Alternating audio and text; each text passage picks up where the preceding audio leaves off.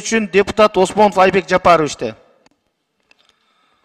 Рахмат, урматтуу Нурлан Тургунбаевич, саламатсыздар урматтуу депутаттар, урматтуу чакырылгандар.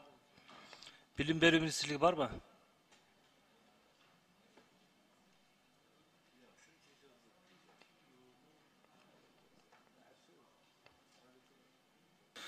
Алмаз Акунжанович, урматтуу министрлер кабинетинин төрагасынын орун басарлары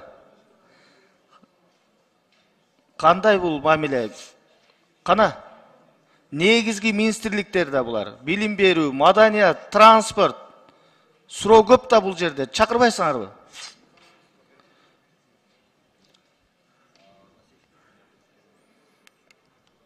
Мындай мамиле болбойт, урматтуу министрлер кабинети. Эң маанилүү финансылык документ каралып атат бул жерде. Силердин кандай бул кош көңүлдүңөр? Чакыргыла. Бардык министрлерди камсыз кылгыла. Айбек Жапарович улантыңыз. Ошол билим берүү министрлигине мен суроом бар эле да. Келиш керек болчу да. Мындай кылган болбойт да. Мен эми айтып кое берейин, сиздер жеткирип коесуңар да. Билим берүү министрлигинин алдында окуу борбору деген өзүнүн министрликке караштуу өзүнүн уюму бар. Ошол жерде бир 15-20 адам иштейт. Ошол боюнча мага кат менен кайрылган да. Ошол боюнча министрге мен айтарым да. Өзүнө да айткан болчум, ушул иштин аягына чыгарыңыз депчи. Ошол жерде ушул абдан коррупциялашып кеткен иштер болуп жатты да жетекчилигинин алдында. Ошол боюнча ушул билим берүү министрлигине мен урматтуу төрага протокол тапшырма берем. Билим берүү министрлигинин алдында окуу борборун карап чыксын. Бир. Экинчи, саламаттык сактоо министрлиги барбы?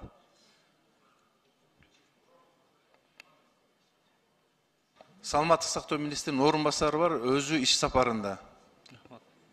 Саламаттык сактоо министринин орун басары, суроом сизге да. Биз мына мамлекет болгондон бери биздин ушул боорду алмаштыруу боюнча ар дайым Индияга же Турция же башка мамлекеттерге барып келебиз да. Ушуну биз өзүбүздө кылсак болбойбу? Ошол боюнча сиздер ойлондуңуздарбы, карадыңыздарбы? Мына кийинки жылдын бюджетин карадым, эч кандай андай нерсе жок да. Ошол боюнча оюңузду билдирип кетиңизчи. Рахмат сурооңузга.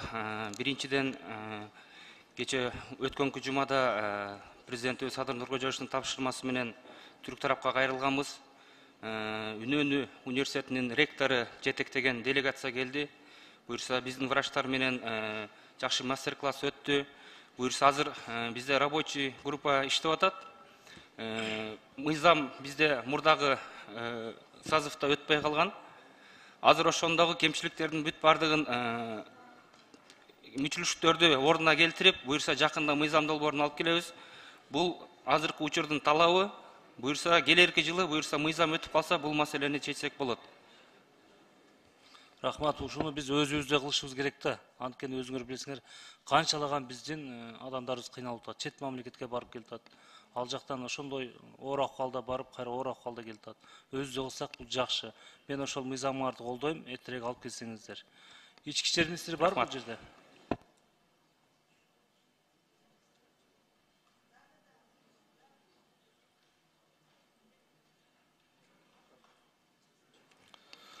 Кана ички иштер министрлиги? Урматтуу төрага, булар тойго келгенде эле келип алышыптыр го. Даярданып келбейби?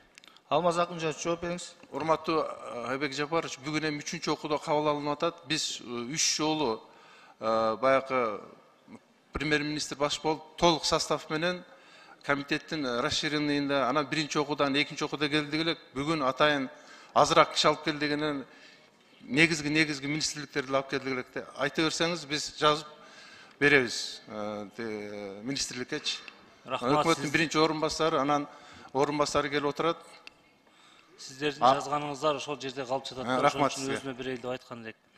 Үчүнчүдөн, каржы министри, суроом сизге.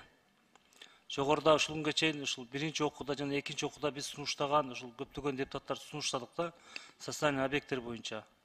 Бала бакча, жол жана ошондой эле мектеп, ошолор 2023-кө канча пайыз ошону киргизесиздер сиздер? Урматтуу депутат, экинчи окууда аябай көп сунуштар болгон. ага чейин де комитет менен фракциялар менен да сүйлөшүүлөр баары кагаз түрүндө. Жалпысынан 49 миллиард сом керек экен. Ушун баарын ишке ашырууга.